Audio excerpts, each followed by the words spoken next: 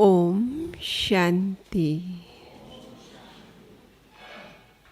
तो नुमा शाम का समय है कि नीले आसमान में चमकने वाला सूर्य सूर्यास्त की ओर बढ़ रहा है और आध्यात्मिक जगत में चमकने वाला सूर्य हम सब के बीच में उपस्थित हुआ है। तो ऐसे हमारे आदरणीय राजयोगी सूर्य भाई जी हम सब के बीच में पधारे हैं। हम एक हाथ हिलाकर आपका स्वागत करते हैं, सत्कार करते हैं, अभिनंदन करते हैं। आज से करीब 57 इयर्स पहले अर्थात 1964 में आपको ये ईश्वरीय ज्ञान मिला। मेरठ में, मेरठ यूनिवर्सिटी से आपने बीएससी स्नातक की डिग्री भी प्राप्त की और फिर 4 वर्ष बाद अर्थात 1968 में आप मधुबन में पधारे और वहाँ से आरंभ हो गई आपके समर्पित जीवन की यात्रा।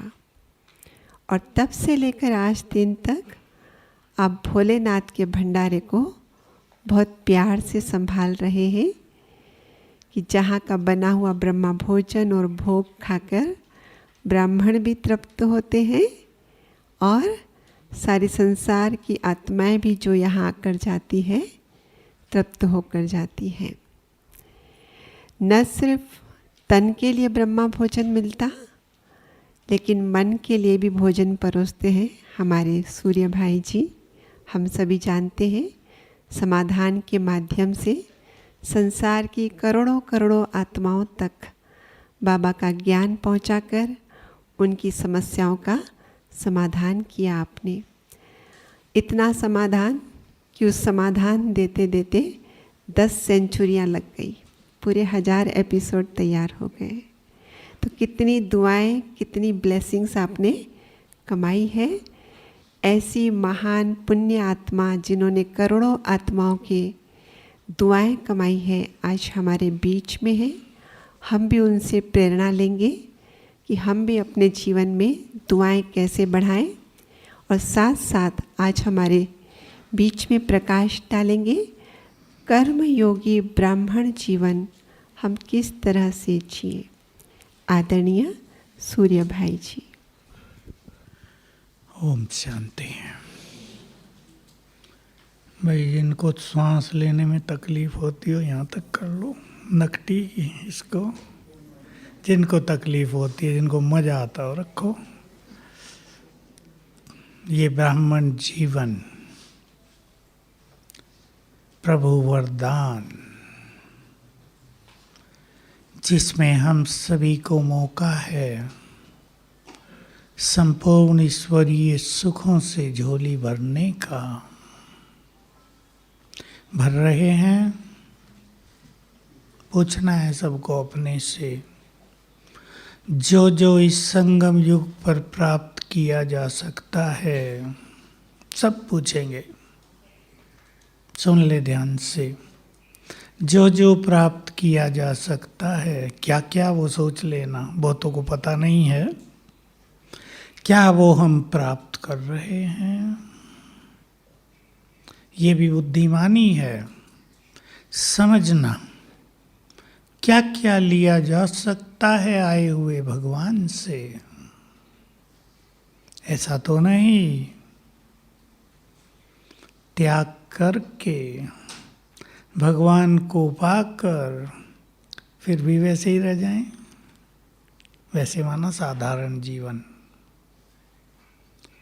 तो हमारा जीवन ईश्वरीय खजानों से भरा हो जाए। चिंतन करें सभी, क्योंकि योगी जीवन बनाने के लिए अंतर्मुखता और एकांत, मुरली में आ गया है पीछे भी, बहुत आवश्यक है।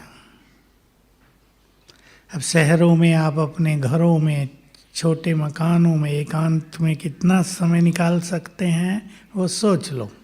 इसलिए बाबा ने एकांत की परिभाषा थोड़ी अलग कर दी संडे को मुरली में। क्या? नहीं याद है आपको? एक एक स्थिति में एक एक मिनट भी स्थित हो जाना, वो एकांत है।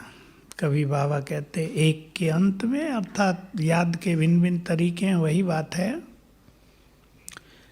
लेकिन एकांत में एक दूसरा काम भी करना होता है जो बड़ा सुखदाई है, और वो है सुंदर विचारों की रचना। सुंदर विचारों को एंजॉय करना लाइफ में, वो बिना एकांत के नहीं होता है। और जिसके विचार सुंदर नहीं, उसका जीवन सुंदर नहीं। ठीक बात है या नहीं? अगर हम छोटी छोटी बातों में उलझ कर रह गए, कौन सी हैं छोटी बातें डॉक्टर? क्या, क्यों, ऐसे वैसे। ड्रामा के ज्ञान के को जानने वालों के लिए तो बाबा ने कह दिया है, no question, no complaint, no आश्चर्य। आश्चर्य भी नहीं, ये क्यों हो रहा है? हाय कोरोना दोबारा आ गया, क्यों आ गया? बाबा बचाओ इससे। No question, no complaint, complaint शिकायत, नो आश्चर्य। जो हो रहा है वही सत्य है। जो ड्रामा के ज्ञान से अपने चित्त को शांत कर ले वही ज्ञानी। तो एकांत में महान विचार। और अब आपको मौका मिला है, आप कहेंगे सारा दिन तो हॉल में रहते हैं, एकांत कहाँ से मिलेगा? फिर भी है। जिसको जिस चीज का महत्व होता है वो उसके लिए अपना रास्ता चुन ही लेते हैं। तो अंतर्मुखी भी होना है योगी बनने के लिए। अंतर्मुखी का अर्थ है, बोलो, छोटा अर्थ नहीं, छोटा सा नहीं, थोड़ा अच्छा गहरा।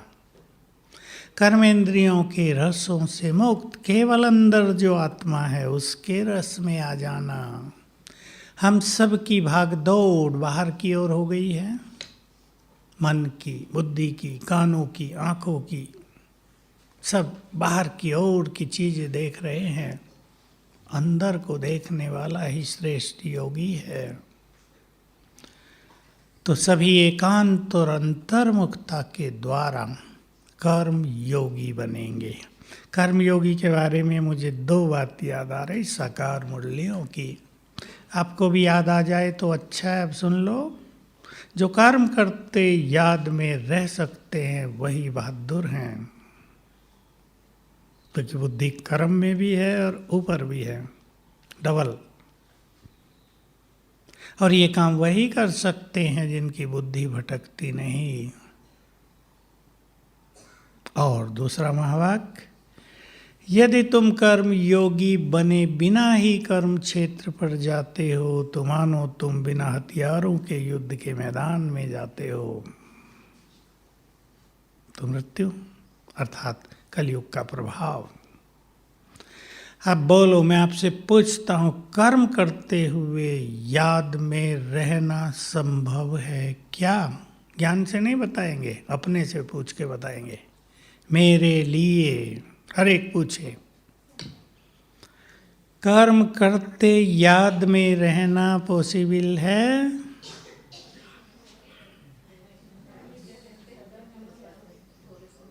थोड़ा थोड़ा, थोड़ा थोड़ा भाई लोग है।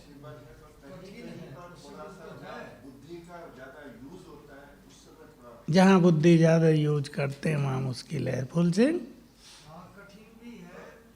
लेकिन कठिन को हमें सरल बनाना भी है, क्योंकि भगवान अगर कह रहा है तो वो पॉसिबल है।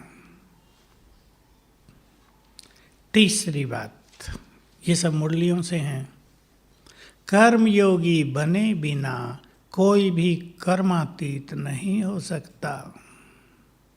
चाहे वो कितना भी बैठ के योग कर ले, वो कर्मातीत नहीं हो सकता। क्यों? और बताओ।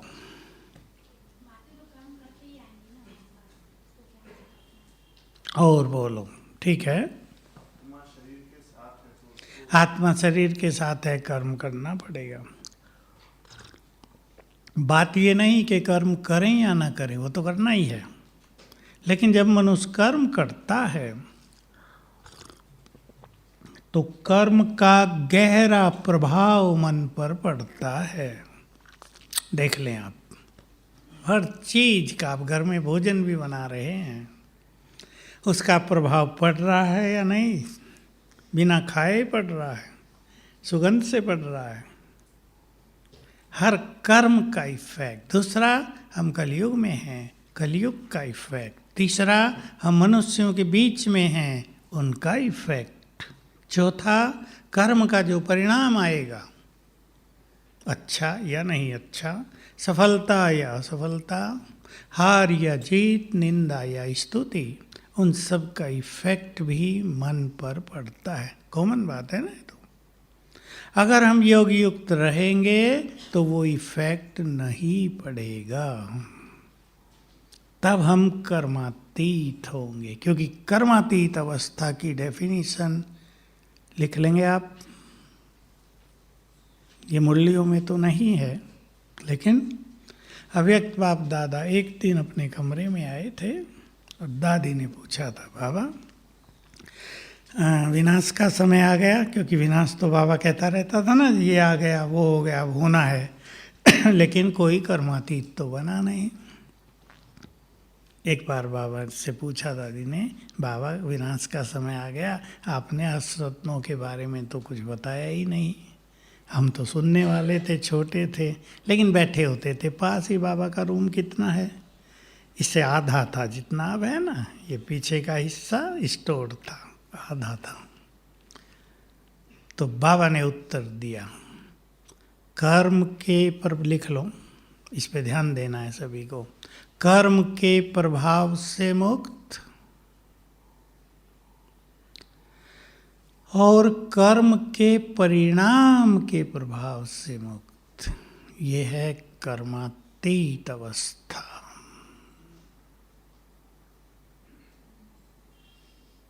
कर्म के प्रभाव से मुक्त और कर्म के परिणाम के प्रभाव से मुक्त।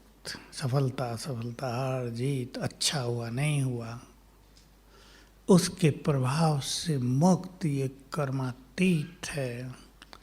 और फाइनल का एक मोटी कर्मातीत को तो हम जानते हैं, जब आत्मा के सारे विकर्म नष्ट हो जाते हैं तब कर्मातीत हैं हम।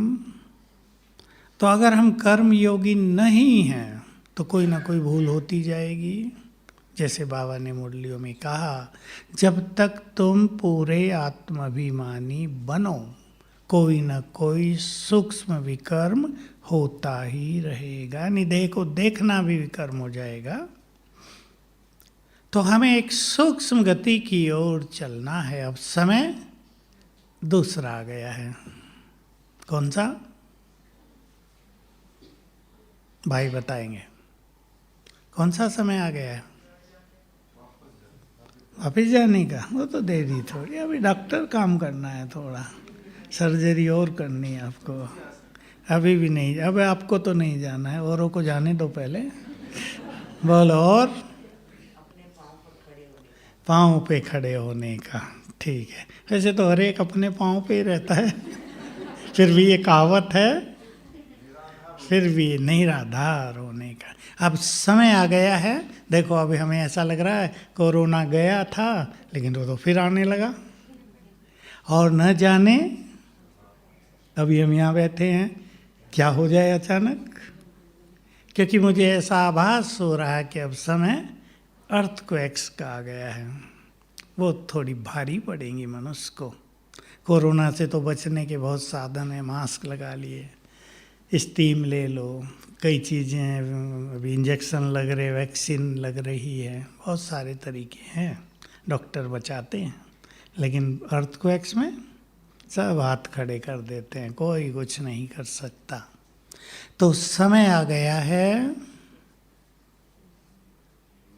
नहीं कुछ और आप नहीं सोचते होंगे वहाँ तक। अब जो श्रेष्ठ योगी बने हैं और 1-2-3 साल में बन जाएंगे, ये उनके लिए बात है। संसार को वाइब्रेशंस देकर राहत देने का, राहत देने का,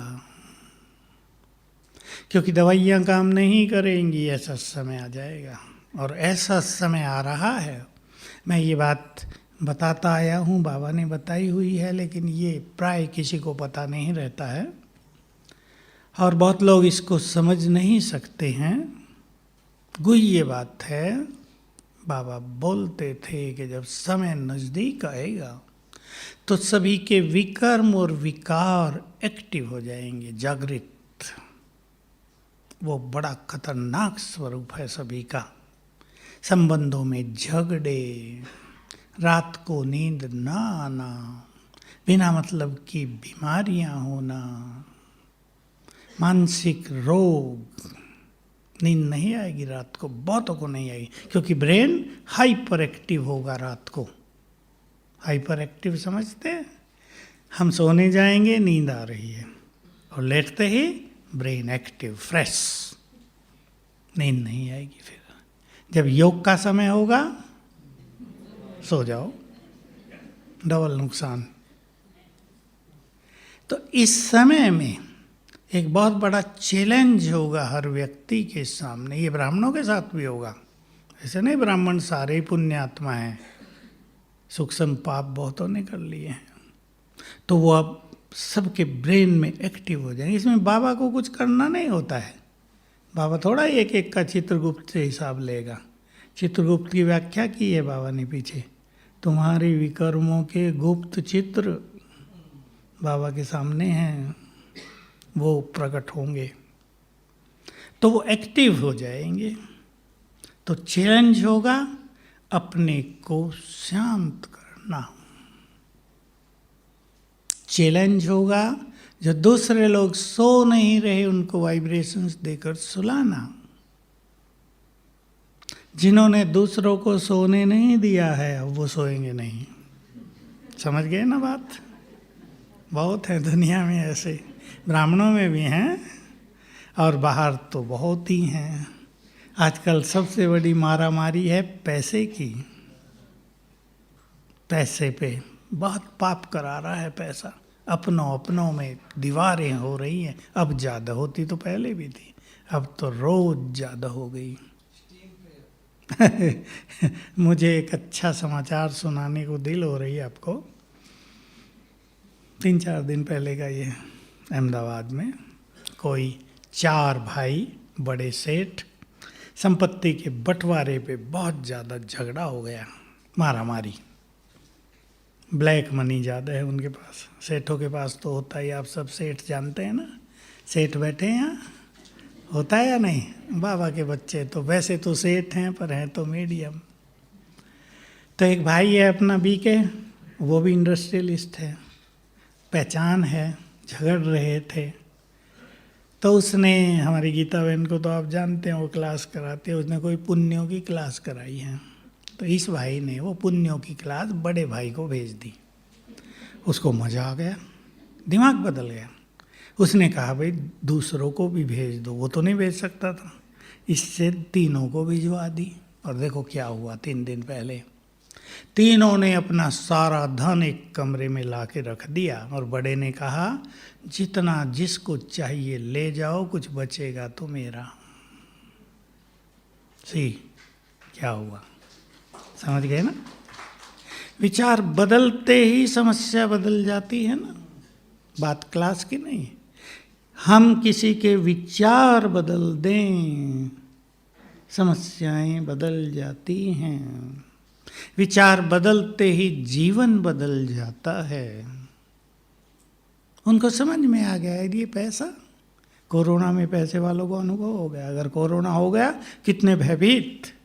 मुझे एक का बताया कि वो परिवार पूरा घर से बाहर नहीं निकल रहा अब तक, कोरोना के डर से कहीं हो न जाए। और मैं सिखाता आया पहले दिन से, ये डर क्या करता है? ये वायरस को खींचता है, अट्रैक्ट करता है। इसका अर्थ ये नहीं कि आप मास्क न लगाएं या सावधानी न रखें या दवाई न लें, पर डर नहीं। एक ही बात रखो, मेरे साथ सर्वशक्तिवान है, मुझे कुछ नहीं होगा। अपने चारों ओर पावरफुल आभा मंडल बना दो, कोरोना भाग जाएगा। तो डर नहीं। तो मैं कह रहा था, ऐसा समय आ गया है जब कुछ महान आत्माओं को वाइब्रेशंस देने होंगे संसार को, उसके बिना काम नहीं होगा। डॉक्टर साहब ने जाने की जो बात की तो मुझे याद आता है, जब कोई भी जाने की बात तो रोज मुरली में आती है ना, मैं आया हूँ तुम्हें ले जाने, और ले जाने तो आया है। कई तो डरते हैं, बाबा ये ना कहो, माताएं ज़्यादा डरती हैं। कुछ अच्छी बात कह दो तो अच्छी बात कह देता हूँ, मैं आया हूँ तुम्हें स्वर्ग की बादशाही देने, पर अब नहीं दूंगा। मिलेगी तो वो तभी जब पहले जाएंगे, पर अच्छी बात कह देता है। तो बाबा ने कहा कुछ आत्माओं के लिए है ये, डॉक्टर साहब आपके लिए भी है। नहीं, इनके लिए है, मैं इन्हें जानता हूँ। जब तक तुमने ब्राह्मणपन के कर्तव्य पूरे नहीं किए, तुम घर नहीं जा सकोगे। ग्रेट थिंग है ये, बहुत बड़ी बात, छोटी नहीं। और ये सबके लिए नहीं, सबको तो जाना ही है। लेकिन हम में से कुछ आत्माएं ऐसी होंगी जिनको संसार को देना होगा। बिना दिए उन्हें कोई जाने नहीं देगा। वाइब्रेशंस देना है, बहुत कुछ देना होगा, प्यार देना होगा, शांति देनी होगी, अच्छे वाइब्रेशंस देकर भय दूर करना होगा, सबको जाने के लिए तैयार करना होगा। जो कुछ होगा इस सृष्टि पर वो सब स्वीकार कर लें, ये कराना होगा। समझ रहे ना भाई लोग भी? स्वीकार कर लें। स्वीकार नहीं कर पाएंगे लोग। संकल्प उठेगा, ये क्यों हो रहा है? ब्राह्मणों को भी उठेगा, क्यों बाबा, हमने आपकी इतनी मदद की, फिर भी हमारे साथ ये हो रहा है। लेकिन जो हो रहा है वही नहीं, अच्छा तो नहीं होगा वो। अब ये कहना तो सहज है, किसी के घर में मृत्यु हो गई और आप कह दो ये अच्छा हुआ, तो डंडों से पिटाई करके भगा देंगे। जो हो रहा है वही होना है, वही हो रहा है जो कल पहले हुआ था, वही तो होना है। अब सफाई होनी है ना, अब ये धरती खाली होनी है, क्योंकि देवताओं को आगमन होना है। आगे भेज दो, इधर भेज दो इनको। तो हम सभी बहुत ध्यान देंगे इस बात पर।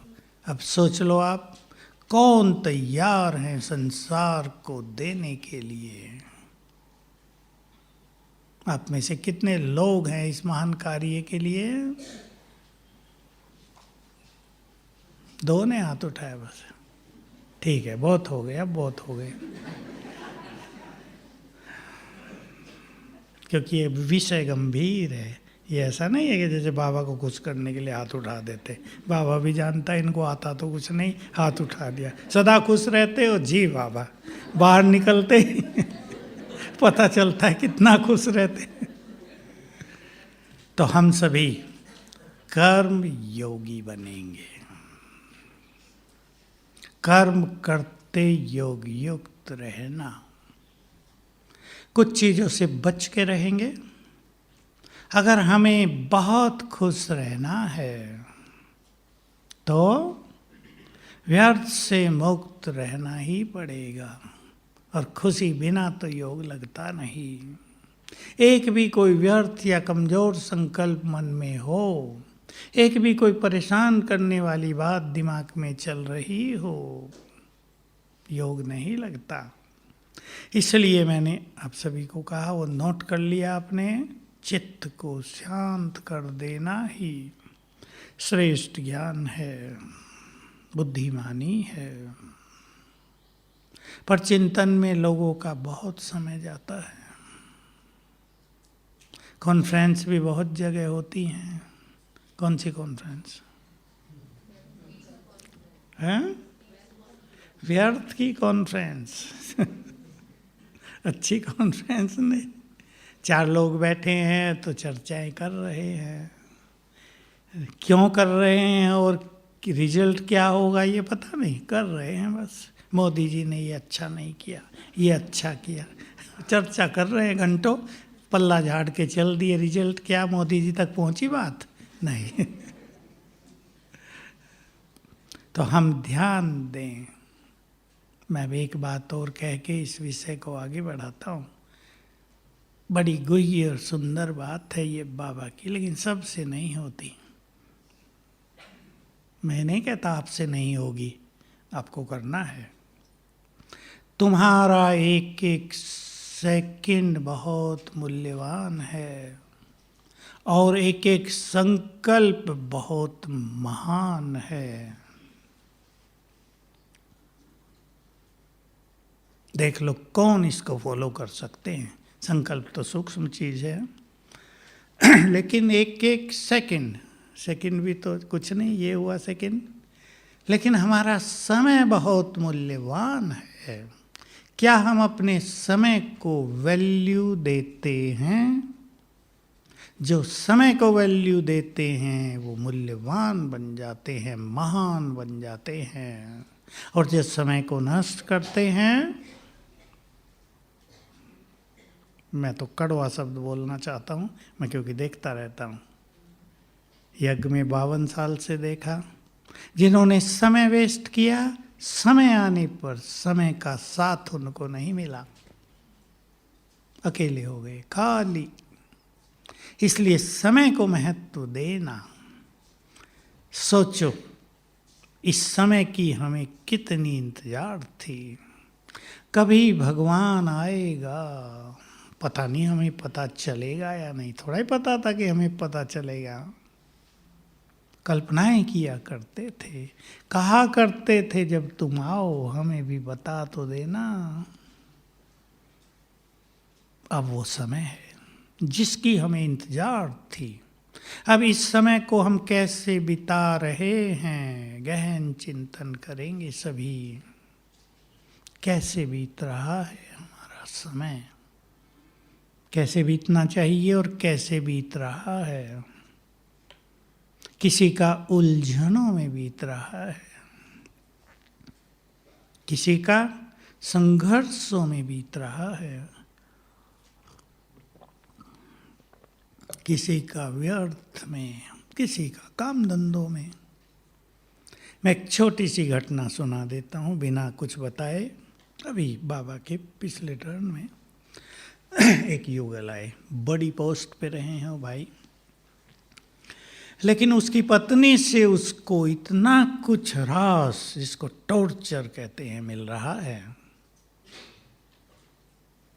मेरे कमरे के बाहर आके बैठे, मैं बाहर निकला, खड़े हो गए। मैंने कहा अरे भाई साहब आप चीफ इंजीनियर, खड़े हो गए। नहीं बाबूजी, नहीं भाई, बड़े तो आप हैं, हम नहीं हैं। क्यों, क्या हुआ? बस डिप्रेशन की ओर जा रहा हूँ। खुशी कुछ नहीं, ज्ञान में बहुत साल हो गए, लेकिन एक ही चीज ने उसके जीवन को नष्ट कर दिया और दोनों के जीवन को नष्ट कर दिया। साथ ही उसके शक की स्वभाव की, एक शक ने, एक अनुमान ने दोनों के जीवन को नष्ट भ्रष्ट कर दिया। दोनों डिप्रेशन में, कोई खुशी नहीं। लाख रुपए पेंशन मिल रही है, अभी रिटायर हुए, सब सुख सुविधाएं हैं, बच्चे 3 बड़ी बड़ी पोस्ट पे हैं, लेकिन इनका जीवन, और वे ब्राह्मण हैं 30 साल से, इनका जीवन सुखी नहीं। मैं आपको इशारे में बता रहा हूँ। वो बहन इसको बार बार कहती है, 60-62 साल का हो गया, इसको बार बार कहती है तुम्हारा इतनों से कनेक्शन है गलत। और वो बेचारा मर जाता है ये सुनते ही। समझते हैं ना आप? क्या हाल होगा किसी पुरुष का? किसी से अगर फोन पे बात कर रहा है, अच्छा, समझ गए ना माताएं? गए बस। और वो भी साइको हो गई है। वो पहले साइको माना मानसिक रोगी, और इसको बनाती जा रही है। मैंने कहा आप अलग अलग हमारे पास एक एक मास सेवा में आ जाओ, लेकिन मुझे पता है वो उसको आने नहीं देगी। फिर भी मैंने कहा अगर अलग अलग आ जाओ तो हम आपको ठीक कर देंगे बिना दवाई। अब देखो उनका भाग्य, अनुमान परिवारों में जहर घोल रहा है। बचेंगे सबको, सबका भाग्य और सबका पार्ट अपना अपना है। अब ज्ञानियों से मैं बात कर रहा हूँ। हर व्यक्ति, हर आत्मा अपने कर्मों की खुद जिम्मेदार है। हम परेशान न हो कौन क्या कर रहा है, हमें देखना ये है हम क्या कर रहे हैं। अगर हम इस खोजबीन में लगे रहे दूसरे क्या कर रहे हैं, तो संगम का समय बेकार गया। तो सोच लें सभी, हम इस अनमोल घड़ी को कैसे बिता रहे हैं? वैसे ही जैसे बिताना चाहिए, या वैसे जैसे अज्ञानियों को भी नहीं बिताना चाहिए? चिंतन करेंगे सभी। कर्मयोगी हमें बनना है। बनना है, बोलो। मैं आप सभी को छोटा सा लक्ष्य देता हूँ, क्योंकि भट्टी में आकर सब कुछ यहाँ तो अच्छा अनुभव होता ही है, लेकिन ये भूल न जाए, ये छूट न जाए, हैं साथ चले, क्योंकि बड़े कार्य करने हैं। जो बड़ा कार्य मैंने आपको बताया संसार को देने का, ये काम तो वो कर सकेंगे जो 8 घंटा स्मृति स्वरूप रहेंगे, बैठ के नहीं, कर्म में स्मृति स्वरूप। मैंने योग भी नहीं बोला है। 8 घंटे स्मृति स्वरूप रहने वाले संसार को दे सकेंगे। बाकी सभी को 4 घंटे तक अवश्य पहुंचना है, तो बहुत सुख मिलेगा इस जीवन का। बहुत सुख है इस जीवन में। सबसे बड़ी अनुभूति ब्राह्मणों की होती है परम आनंद। उसके बाद कोई अनुभूति नहीं है। परम आनंद जिसमें ईश्वरीय नशा भी है, अतीन्द्रिय सुख भी है, खुशी है, प्योरिटी है, सबका मिला जुला स्वरूप परमानंद कहलाता है। तो पहले तो अमृत वेला हमारा सफल होना चाहिए। केवल उठने की बात नहीं, आप में से कई उठते होंगे, माताएं तो बहुत उठती होंगी। कौन कौन उठते हैं सवेरे? मुझे खुश करने के लिए हाथ ना उठाना, मैं खुश हूँ आपसे। भाइयों में कौन कौन? भाइयों में थोड़े से कोई कोई ठंडे रहते हैं। उठ के क्या करते हैं? महत्व इस चीज का है। मैं 4 से 4:45 नहीं कह रहा हूँ, 4 से 6, 2 घंटे आप अपने को पूर्ण रूप से चार्ज कर दें। चार्ज, बैटरी पर मुरली आती रहती है बाबा की, तुम्हारी बैटरी डिस्चार्ज हो गई है, सुप्रीम बैटरी हूँ मैं, मेरे से कनेक्ट करो, बैटरी चार्ज होती जाएगी। एक तो ये तरीका है कि सर्वशक्तिवान से हम अपने को जोड़ देते हैं, तो हमारी बैटरी चार्ज होने लगती है, ऊपर से करंट आने लगती है। ये बहुत बड़ा स्वरूप है हमारा। लेकिन सुंदर संकल्पों से स्वयं को चार्ज करना। मैं बाबा का एक सुंदर महावाक्य सुनाता हूँ। इसी सीजन में मुरली में आया है और मैंने उसको लिख के कंप्यूटर वालों से लिखा लिया, अपने सामने रख दिया, शांतिवन के रूम में भी और यहाँ भी। उठते ही मेरा ध्यान जाए, अब तो याद ही रहने लगा है।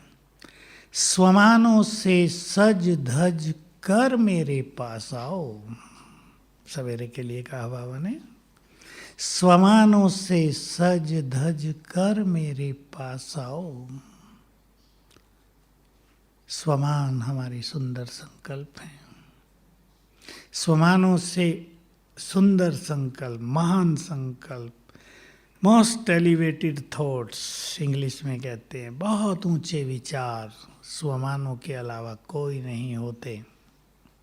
तो सवेरे उठते ही अपने को एक तो योग से चार्ज करना है, दूसरा चार्ज करना है स्वमान से, महान विचारों से। उठते ही आप संकल्प करें, देखो बाबा को गुड मॉर्निंग करने के साथ मैं मास्टर ज्ञान सूर्य हूँ, अंग अंग से किरणें फैल रही हैं, पहले ही मिनट में कर दो।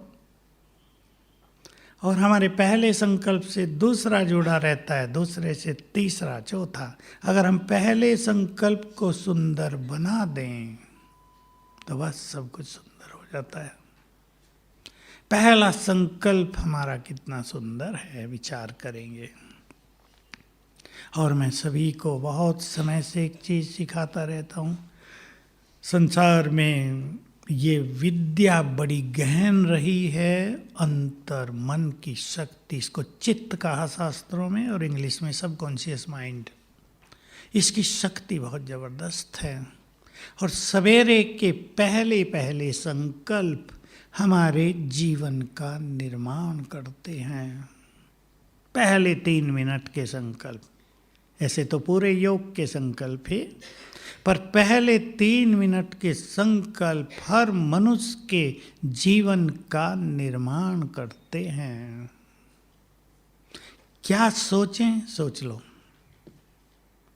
मैं संसार में सबसे अधिक शक्तिशाली हूं। सोचते ही शक्तियां जागृत हो जाएंगी और हम शक्तिशाली बनते जाएंगे। और उठते ही किसी ने कमजोर सोच लिया, बहुत समस्याएं हैं, पता नहीं क्या पाप किए हैं, गए, समस्याओं को निमंत्रण दे दिया। मैं बहुत भाग्यवान हूं, बहुत सुखी हूं, बहुत धनवान हूं। असली धन तो हमारे पास है या नहीं?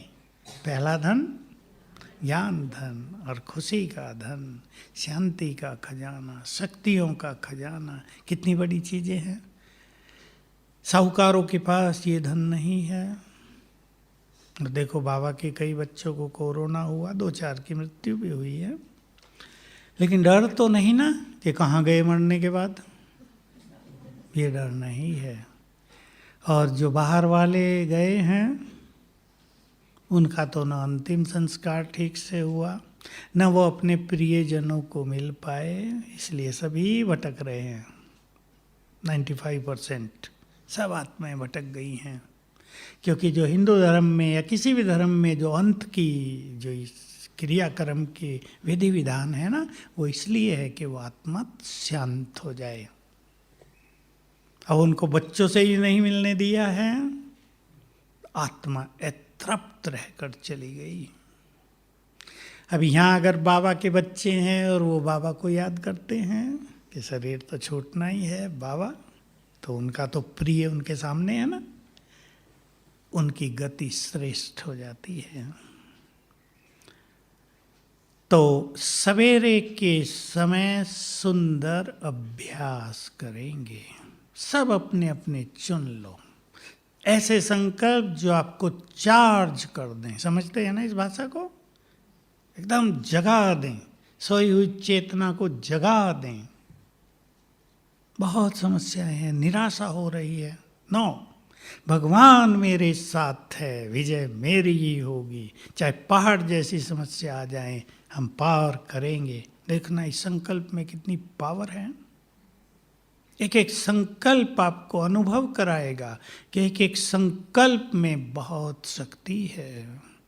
हमारा एक एक संकल्प हमारे लिए वरदान है। हमारे संकल्पों की तो बात है। मैं तो अखबार लगभग नहीं पढ़ता, पर कभी पढ़ता हूँ तो देखता हूँ कैसे लोग हिम्मत रखकर और आदर्श प्रस्तुत कर देते हैं। विकलांग पैदा हुआ है, थोड़ा बड़ा हुआ है, हाथ पैर ठीक से काम नहीं करते, लेकिन हिम्मत बहुत ज़्यादा है, बड़े काम करने लगे हैं।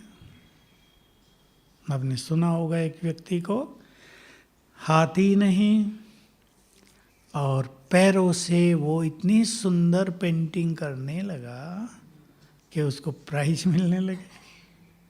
एक व्यक्ति को न हाथ न पैर थे, एक्सीडेंट में कट गए। वो इतना अच्छा फोटोग्राफर बन गया कि उसका नाम हो गया। ये सब हिम्मत की, संकल्पों की बात है। हम अपने संकल्पों को कमजोर न करें। सभी सीख कर जाए यहाँ से। न हार माननी है, लिख देना इस लाइन को कहीं अपने घर में, मुझे हार नहीं माननी है। चाहे वो बीमारियां आ जाएं, चाहे समस्याएं आ जाएं, चाहे आपदाएं विपदाएं आ जाएं, परिवार पे कुछ हो जाए, धन संपदा बिजनेस धंधों में कुछ हो जाए, हार नहीं माननी है। ठीक है बात? मुझे लगता है निरंजना दीदी ने हार नहीं मानी। ठीक है ना? इसलिए पार, जो हार न माने वो पार। मनुष्य को कोई और नहीं हरा सकता, उसके कमजोर संकल्प यही उसे हराते हैं। हमारे पास तो सबसे सुंदर संकल्प है ना, अधिक से अधिक क्या होगा? मृत्यु। तो बाबा के पास। हमें नुकसान क्या है? जिंदे हैं तो भी बाबा के पास। तो हम क्यों परेशान हो, क्यों चिंता करें? अपने संकल्पों को खुला कर दो। मेरे बच्चों का क्या होगा मेरे बाद? माताओं की कमजोरी। ठीक है या नहीं? तो क्या आप अमर हैं, 5000 साल ही जिएंगे? अरे बच्चों का तो अपना भाग्य है, हो सकता है उनका भाग्य आपसे भी अच्छा हो। इसलिए मुझे याद आया, एक बहन कल फ़ोन कर रही, उसके पिता की मृत्यु हो गई है। अब बूढ़े हो गए तो मृत्यु तो हो गई ना। मैंने पूछा कितने साल का था? 75। मैं कहा ठीक है, बहुत अच्छी आयु बीत के गया, लेकिन ये भयभीत, इसको अब नींद नहीं आ रही, मानसिक रोगी बन गई है। उसके पति ने फ़ोन किया, ज्ञान में भी हैं थोड़े थोड़े। मैंने कहा क्यों आप इतने डर रहे? आत्मा तो अमर है ना, और 75 साल तो बहुत आयु है, अच्छी आयु पूरी करके गए। ठीक, खुशी मनाओ ना, उनको योगदान दो। कहा नहीं, मुझे अपनों को खोने का डर हो गया है। अपनों को खोने का डर। तो अपने सदा ही रहेंगे क्या साथ में?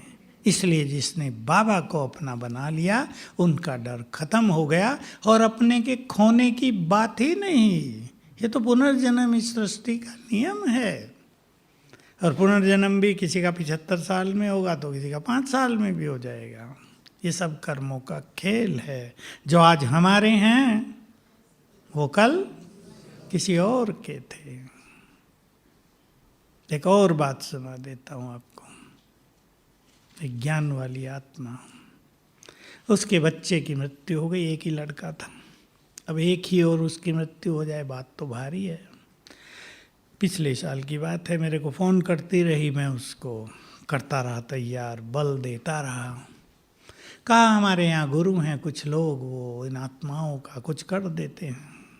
तो मैंने तो कहा क्यों चक्रों में जा रही हो बहन जी, लेकिन जब देखा उसकी ज़्यादा इच्छा है, मैंने कहा जाओ देखो। गई तो कहा, वो कहता है मैं उस आत्मा को वापस बुला सकता हूँ, तुम्हें तुम्हारे घर में वो जन्म ले लेगा फिर से। अब इसके मन में दुविधा हो गई, अब मैं ज्ञान छोड़ूं? समझ गए ना?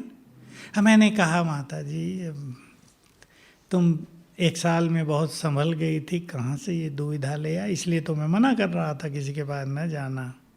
मैंने कहा जहाँ उसने जन्म लिया है वो वहाँ से देह छोड़कर आएगी आत्मा, उस घर में हाहाकार हो जाएगा। तो क्या तुम्हारे घर में खुशियाँ होंगी? ये बात सुन के उसको समझ में आई। मैंने कहा देखो मर्जी तो तुम्हारी, मैं तो केवल राय देता हूँ। तुम्हें क्या करना है? ज्ञान छोड़ना है, भगवान को छोड़ना है, या इस संकल्प को छोड़ना है? तुम खुद संकल्प करो। दुविधा उसकी कुछ तो कम हुई, लेकिन जल्दी कम नहीं होती माताओं की। इन सब से बचेंगे। मैं थोड़ा बोल देता हूँ माताओं की, बुरा तो नहीं लगता? लगता तो है कईयों को कि हमारा ही दोस्त थोड़ा, इन पुरुषों का भी तो है या नहीं? सबका ही है, सभी अंतिम स्वरूप में पहुंच गए हैं। लेकिन मैं आपको बात कह रहा था, अपने विचारों को महान बनाओ। जो कुछ केवल अब ही लिया जा सकता है, अब के बाद कभी नहीं, उसे छोड़ो नहीं। बहुत बड़ी बाजी हाथ में आई है। अब मिस हो गया तो गया, फिर पश्चाताप के अलावा कुछ नहीं बचेगा। तो सवेरे के समय को सुंदर व्यतीत करेंगे। और मैं एक छोटी सी विधि बता रहा हूँ, आप सब कर लेना, इसे सहज है और आप कर लेंगे, मुझे पूर्ण विश्वास है, कुछ भी कठिन नहीं है। आप अपने सारे काम जो भी करते हैं ना, उनकी एक लिस्ट बना लेना, कम से कम 16। बाइक कौन कौन चलाते हैं? बाइक टू व्हीलर, बहने ठीक है, बहुत हैं। कारें भी चलाने वाले होंगे, ठीक है। मैं एक उदाहरण लिया केवल। जब आप घर से निकल रहे हैं और बाइक पर आपको बैठना है, तो बाबा का आह्वान करेंगे। ये लिख लो, ऐसे आपको प्रोग्राम बनाना कि जब हम बाइक के पास जाएंगे तो बाबा का आह्वान करेंगे, आ जाओ। और जिस कार्य के लिए जा रहे हैं उसके लिए संकल्प करेंगे, बाबा मेरे साथ है, सफलता तो मेरा जन्म सिद्ध अधिकार है। और विचारों में नहीं तो मनुष्य क्या है, जहाँ जा रहा है उसके विचार कर रहा है। आप प्रदर्शनी लगाने जा रहे हैं तो जगह पता नहीं अच्छी होगी या नहीं, बहुत कम स्टाफ है, चित्र लग पाएंगे या नहीं, भिन्न भिन्न संकल्प मनुष्य को कार्यों के रहते। उससे थोड़ा हटेंगे। कार है आपके पास, बाइक है, आप बैठ गए हैं, संकल्प करो, मैं विघ्न विनाशक हूँ, मेरी संपूर्ण यात्रा विघ्नों से मुक्त रहेगी। आपको घंटा यात्रा करनी है, किसी को आधा घंटा। मैं लाइट हाउस माइट हाउस फरिश्ता हूँ, किरणें फैलाते हुए जा रहा हूँ। आपको रात को यात्रा करनी है, थोड़ी भी, 15 मिनट भी, हेडलाइट जल रही है ना बाइक की, मुझे आत्मा की लाइट भी यहाँ से फैल रही है। ये अभ्यास कर लो, मनोरंजन है ये, मजा आएगा। भोजन बना रहे हैं, बाबा का आह्वान कर लो, बाबा से बातें कर लो, आपके लिए भोग बना रहे हैं। मैं परम पवित्र आत्मा हूँ, इस देवी हूँ, कोई भी अच्छा सुममान रक्त याद करते हुए भोजन बनाओ। आपको सफाई करनी घर की या सेंटर की, आनंद लो उसका। ये ना सोचो सफाई करना छोटा सा काम, मैं ये क्यों करूं। काम कोई भी छोटा नहीं होता। हम अच्छी स्थिति में काम कर रहे हैं तो छोटा कार्य भी महान कार्य माना जाएगा। तो मैं महान आत्मा हूँ, ऊपर से बाबा की किरणें पड़ रही हैं। बीच बीच में ये अभ्यास कर लो, 1 घंटा सफाई करो, आनंद लो। सवेरे योग के समय सफाई कर लो जिनको नींद आती है, ठीक है ना। वहाँ बैठते तो सो जाएंगे बाबा के रूम में, इधर डबल काम हो जाएगा, शरीर भी चुस्त, समय भी सफल, और अच्छे अभ्यास भी और सेवा भी, 4 काम हो गए। तो ऐसे 16 तरह के कार्यों की लिस्ट बनाओ और उसमें अलग अलग अभ्यास जोड़ दो। हमने वो अभ्यास बहुत सुनाए हैं क्लासेज में, आप स्वयं भी मुरलियों से चुन सकते हैं वो क्लास, बहुत अभ्यास।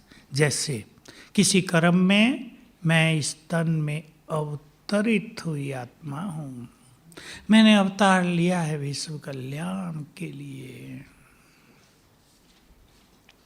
बहुत अच्छा अभ्यास करें, 3 बार कर लो संकल्प। देखो मैं जब ये अभ्यास किए, मैंने अपनी दिनचर्या को 35 कर्मों में बांटा। 6 छोटे कर्म, ब्रश करना है, ये भी तो एक कर्म है ना, 3 मिनट लगेंगे, कोई 2 मिनट लगाएंगे, कोई 5 लगाते हैं। कितना अच्छा समय है याद नहीं? अच्छा, कुछ थोड़ा ही हमें करना है, ब्रश अपना काम कर रहा है, हम तो हिल रहे हैं बस। मैं एक महान आत्मा हूँ, इस देवी हूँ, दरवाजों की सफाई कर रही हूँ मंदिर के, ये देह मंदिर है। हो गई ना, मजा आएगा। मनोरंजक योग, कभी मैं मास्टर सर्वशक्तिवान हूँ, कभी बाबा सिर के ऊपर छत्र छाया है, कभी मैं मास्टर ज्ञान सूर्य हूँ, कभी ज्ञान सूर्य बाबा आंखों के सम्मुख है। ये छोटे छोटे अभ्यास, और ये छोटे नहीं रहेंगे, फिर ये बहुत पावरफुल और बड़े अभ्यास हो जाएंगे। तो सभी इस तरह बहुत सुखद अनुभूति करेंगे, समय का संपूर्ण लाभ उठाएंगे। टॉपिक तो बहुत बड़ा है, और भी बहुत कुछ कहा जा सकता है, लेकिन सभी इस पे बहुत ध्यान देंगे। कर्म योग करने से व्यर्थ से मुक्त रहेंगे, संबंध स्वीट होंगे, इफेक्ट से मुक्त रहेंगे। और बाबा की ये बहुत सुंदर डेफिनेशन है, लिखने वाले, सभी इफेक्ट से मुक्त माना परफेक्ट। संपूर्णता की परिभाषा है ये। परफेक्ट माना नो इफेक्ट। तो कर्म योग हमें इफेक्ट से मुक्त करेगा। तो आप सभी कर्म योगी बनना। बहुत अच्छे अनुभव बुद्धि के कामों में भी बीच बीच में किया जा सकता है, थोड़ा थोड़ा रुक कर। जो बाबा ने कहा 1 मिनट भी रुक जाओ, 10 सेकंड भी रोक दो अपने को, अच्छा अभ्यास करो। उससे क्या होगा? ब्रेन फ्रेश होगा, ब्रेन की शक्तियाँ बढ़ेंगी, ज़्यादा काम कम समय में होगा। सबको ये अनुभव करना है, योग युक्त कर्म करने से कम समय में ज़्यादा काम होंगे। तो आपका जीवन बिजी लाइफ नहीं रहेगा, इजी हो जाएगा। ओम शांति। बिल्कुल बिल्कुल, सुना दो, इधर आ जाओ, सुन लो भाई आपके डॉक्टर का अनुभव। मैं पहले एक अनुभव सुना दूं जब तक ये माइक पकड़ें। बहन जी ने इनको हमारी सेवा में भेज दिया। अब हमारे रुपेश भाई कह रहे इनको, भाई मेरे बनियान पे दाग लग गया, जरा अच्छी तरह धो देना। ये कपड़े ले जाते थे। अब मुझे हमेशा संकल्प रहता है, कई केस हो गए हमारे साथ, केस माना अच्छे। मैंने कहा जो व्यक्ति हमारी सेवा में दिया उसका परिचय तो पूछ लो। मैंने इनसे पूछा, नाम बताया। मैंने कहा क्या काम करते हो? मैं सर्जन हूँ।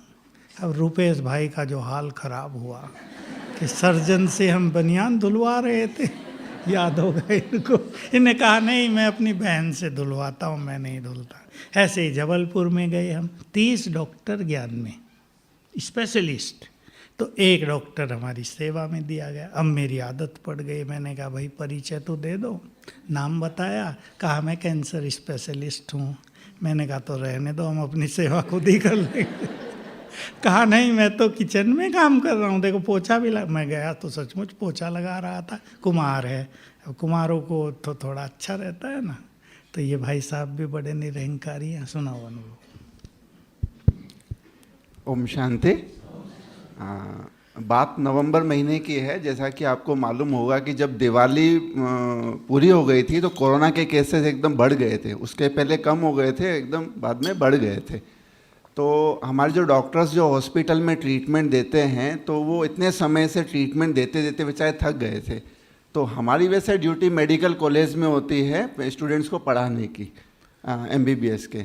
तो उन्होंने रिक्वेस्ट किया डीन को कि सर हम इतने समय से काम कर रहे हैं, अभी आप इन लोगों की कुछ ड्यूटी लगाओ। उनका ठीक है। तो उन्होंने ऑर्डर निकाल दिया, भाई सबकी 7-7 दिन की ड्यूटी लगाई जाएगी। तो ड्यूटी लगाई उन्होंने।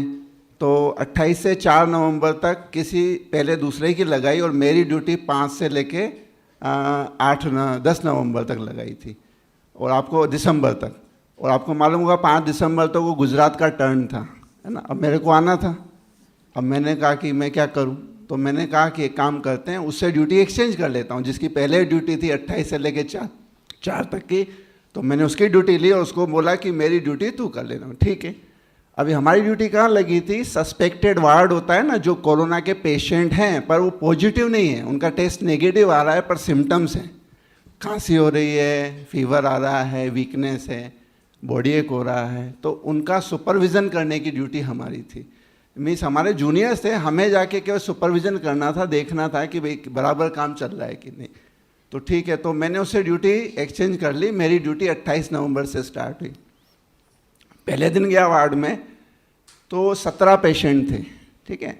और कुछ उसमें सीरियस में ज़्यादा ख़राब तबीयत थी कि 2-3 की, और बाकी तो ठीक थे, फीवर था, ये दवाई वगैरह चल रही थी। तो अभी हमें करना क्या था, केवल बैठना था। अब मैंने कहा कि बैठ के मैं करूँगा क्या, है ना, हमारा कोई रोल ज़्यादा है नहीं, केवल सुपरविज़न करना है। तो वहाँ जाके बैठ के मैं योग करने लगा। आप बैठें तो क्या, बाबा को याद करेंगे और पेशेंट्स को शक्तियाँ, पवित्रता के वाइब्रेशन सब दिए। जैसा कि पिछले से पिछले संडे की मुरली सबको याद होगी, बाबा ने पवित्रता के ऊपर बढ़ चलाई थी और बहुत गहरी बात की थी कि अंत में दवाइयाँ काम नहीं आएंगी, आपकी पवित्रता की शक्ति आप काम आएगी। जैसे ही आप उनको दृष्टि दोगे उसके रोग खत्म हो जाएंगे, है ना। तो उसके पहले ही ये मेरे साथ हो चुका था। तो मैंने पहले दिन गया, 28 नवंबर को ड्यूटी थी मेरी, 8 बजे पहुँच गया। सवेरे मुरली में आके 7 बजे खाना वाना बना के 8 बजे रेडी होके वहाँ चला गया। सबको बैठ के योग किया, दृष्टि दी। 2 बजे तक ड्यूटी हुई, 1 से 2 बजे तक होती है हमारी 6 घंटे की ड्यूटी, सवेरे 8 से लेके 2 बजे तक। तो ड्यूटी करके मैं घर पे आया, आराम से खाना वाना खाया, सो गया। अब दूसरे दिन ड्यूटी स्टार्ट 8 बजे। तो दूसरे दिन ड्यूटी जब गया तो उसमें से 17 में से 10 पेशेंट डिस्चार्ज कर दिए, ठीक हो गए थे। तो मैंने कहा भाई क्या हो गया, उन्होंने कहा सर 10 पेशेंट तो ठीक हो गए। मैंने कहा अच्छी बात है। अब दूसरे दिन भी मैं बैठ के योग करने लगा। तो मैंने कहा ठीक है, अभी दूसरे दिन भी योग करते हैं अच्छी तरह से, पावरफुल। तो बाबा से शक्तियाँ लेके, बाबा जो भी आत्माएं हैं सब ठीक हो जाएं, सबके शरीर ठीक हो जाएं और घर चली जाएं, है ना। तो दूसरे दिन गया ड्यूटी पे, दूसरे दिन ड्यूटी पूरी करके तीसरे दिन गया तो पता पड़ा वार्ड ही बंद हो गया।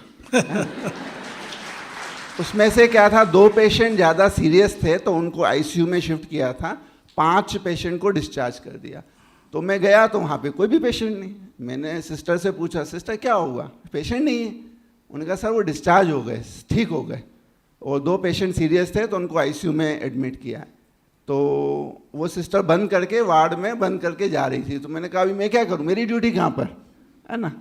तो फिर मैं नीचे गया तो भाई उन्होंने कहा कि अभी आपकी ड्यूटी तो नहीं है, एक काम करो सर, आप आते हो ना, सबको अच्छा लगता है, आप आईसीयू का राउंड ले लो। आईसीयू में जो सीरियस पेशेंट है, जो वेंटिलेटर पर है, उनका फिर मैंने राउंड लिया, है ना। 2 आईसीयू थे तो वहाँ पे राउंड लेके बस एक एक को दृष्टि दे के, और जो पेशेंट बोलते थे अच्छी तरह से, उनको क्या नाम है, ठीक है, ठीक हो जाओगे, पूछते थे सर डिस्चार्ज कब दोगे, तो जल्दी हो जाएगा, चिंता मत करो, ठीक हो जाएंगे ना, सब ठीक हो जाएगा, तसल्ली है ना एक।